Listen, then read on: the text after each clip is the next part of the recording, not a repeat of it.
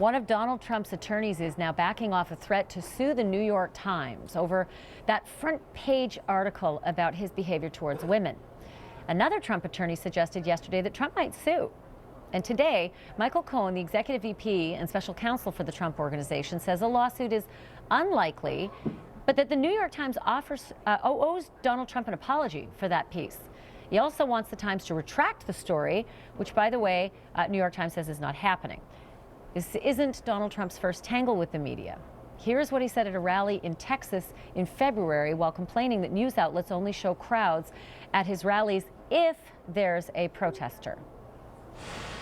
One of the things I'm going to do, and this is only going to make it tougher for me, and I've never said this before, but one of the things I'm going to do if I win, and I hope I do, and we're certainly leading,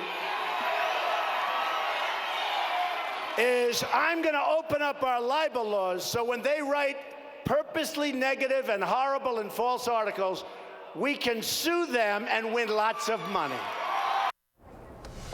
Joining me now to talk about this, CNN legal analyst, defense attorney Danny Savalos, and David Schwartz, a defense attorney, former prosecutor whose firm does legal work for Donald Trump periodically. So, Danny, I thought the rule book on this thing was actually written in a New York Times lawsuit. Somebody tried suing the New York Times before, and that ended up setting the law of the land on this one. It did. New York Times v. Sullivan created the standard for public officials, and then a later case called Butts applied that also to public figures. But the standard is essentially the same. There must be, number one, a false statement, but number two, the speaker, when it's a public official or public figure, has to show that the statement was made with knowledge of its falsity or with reckless disregard as to its truth. And that's a very high standard for public figures to meet. And that's why a case like this, a defamation case, would be very difficult. To say nothing of the fact that defamation cases often open up that discovery in the civil context to parts of a case in someone's life that they just may not want exposed. So, David, yes, I mean, heck, the first things that came out from Trump's legal representatives were, we're going to sue, this is a libel, we're going to open up the libel laws.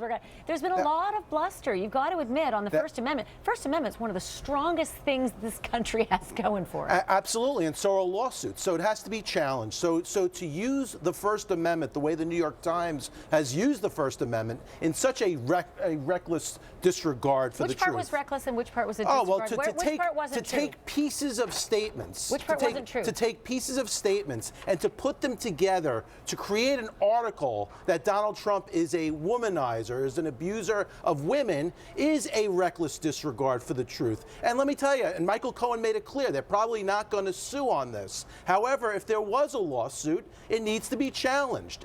This malice standard needs to be challenged. This sounds almost like it's, I want an apology and I'm going to drag you into the headlines for it, knowing full well that this would be the kind of lawsuit you could, I mean, it would be dismissed. You know what? I'm not so sure about that. There seems to be such malice on the part of the New York Times. You really believe malice? I believe that. The story also pointed out negatives and positives. Women who said he was a great boss. How could you say there's malice?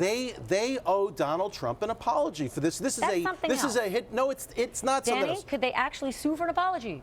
Well, first of all, the courts have said that you can't just take snippets out of context from a publication. You must look at the publication as a whole. Right. So, I mean, to find what statement constitutes a defamatory statement, you still have to prove the falsity. And while David is right, there have been scholastic arguments as to whether or not that standard is simply too high for public figures in a modern internet Twitter age. Yeah. But the fact remains that that is what the standard is, and there's only a couple ways to overturn that Supreme Court precedent. I have to leave it there, guys. I appreciate it, but it's not over yet, because the conversation isn't over yet, and we're going to see if there actually is a lawsuit, which you have to come back and talk about. We will talk about it. Thank you, David Schwartz. Good to have you back, and Danny Savalos, as always, thank you. Up next, from Breaking Bad to breaking news, and the one and only Bryan Cranston is going to grace the set again. He's back in-house to tell us all about this latest transformation, bringing LBJ back to life. Cannot wait to ask him about it, and the amazing parallels between 1964 and this year's incredible presidential debate. That's right. State Rising at